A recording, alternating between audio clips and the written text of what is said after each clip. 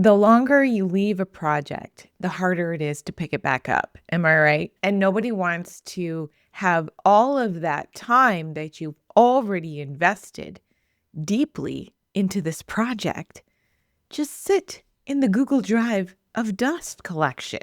How do you actually finish your book when you might even have forgotten everything that you've written and get it across the finish line? Let me show you the exact 4-step system that I'm using right now to restart my manuscript and get it out the door. My name is Karen, and even though I have successfully self-published my own book before, right now I'm sitting on a manuscript that's about 75% done. As you can see, my title, I haven't even figured it out yet. It's been sitting at 75% for months. I was having a really hard time trying to figure out, well, where do I start if I didn't complete what I started? If you're in the same spot, don't worry. This isn't rocket science. It's actually just a process.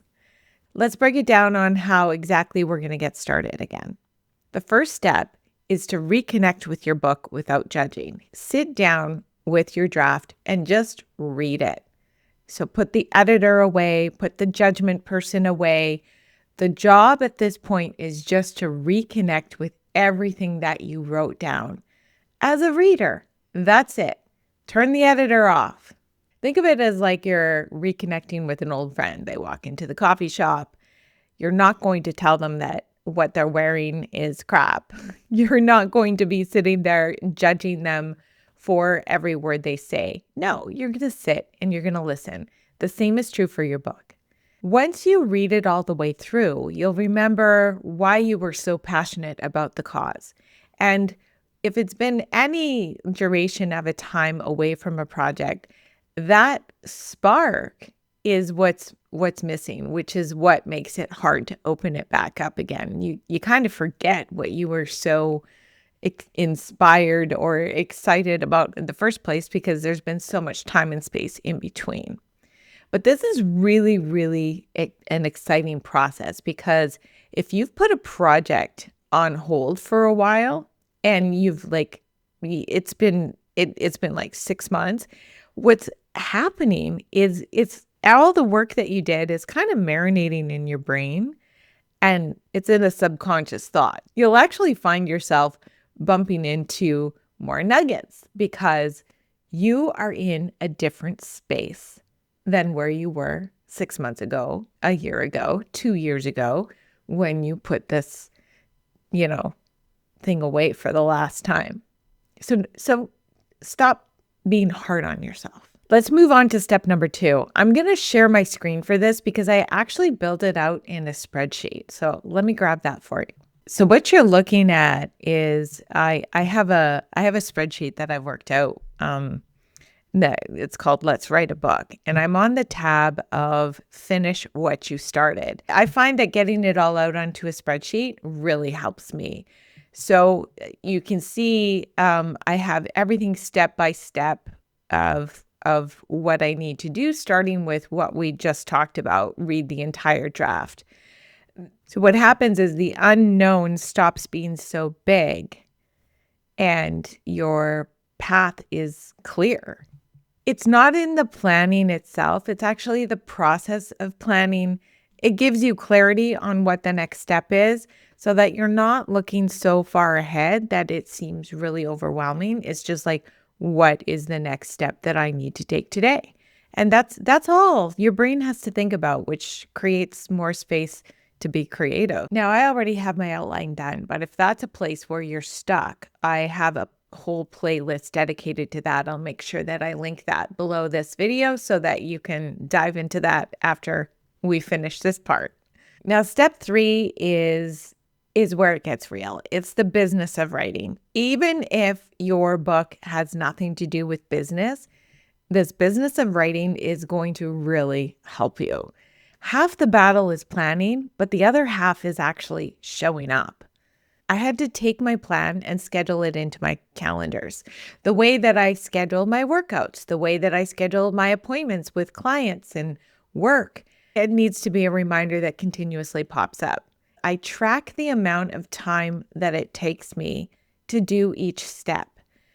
I'm using Teamwork, and all I have to do is tick on that little timer for each activity that I plug out of my spreadsheet, so that when I go to schedule in time for the next book that I'm writing, or the next time I want to do a big project, I know how much time to schedule in. It's like a workout. If you know that you're going to the gym for an hour-long workout and you know that it takes you 10 minutes to drive there and 10 minutes to drive home, the actual time that you need to block out in your calendar isn't the hour workout. It's about an hour and a half, because you need mob and demob time. The same is true for writing. The same is true for editing and for formatting and for promoting. If you don't have time for one, you're not going to have time for the other. So time is also very valuable. And we all need to know what we're doing with our time. And that's why I like to put it into the business of writing, because even if you're writing this just for fun, or because, it's a hobby, if you plan on getting serious about writing in the future, or deciding that this is going to be something that you do over and over again, this is information that you will have for yourself. And it's also, if you decide to pitch your book, or get some sponsorship for the book, or, start a little bit of a funding campaign for, I think it's called Kickstarter or something like that for your book. It's really important to know your numbers and know what the business of writing is.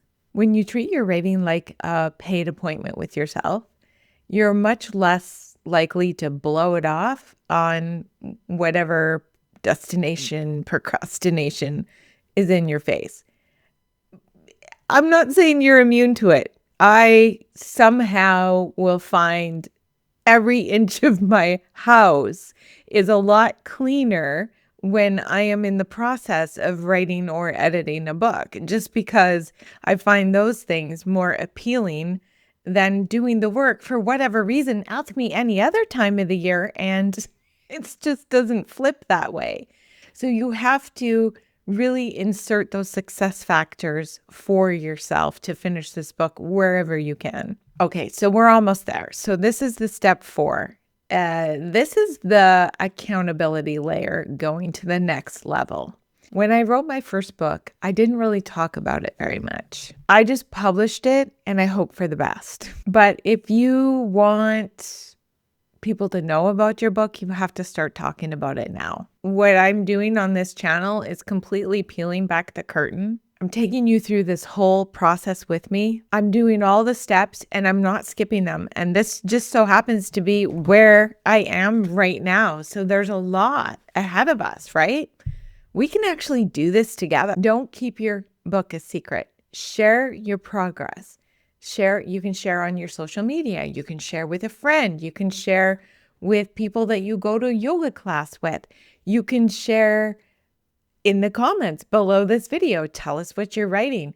And it doesn't have to be everything, everywhere, all at once. That's going to burn you out. But the process of getting yourself in the habit of sharing and asking questions is going to give you more confidence, because what's going to happen is people are going to get really intrigued.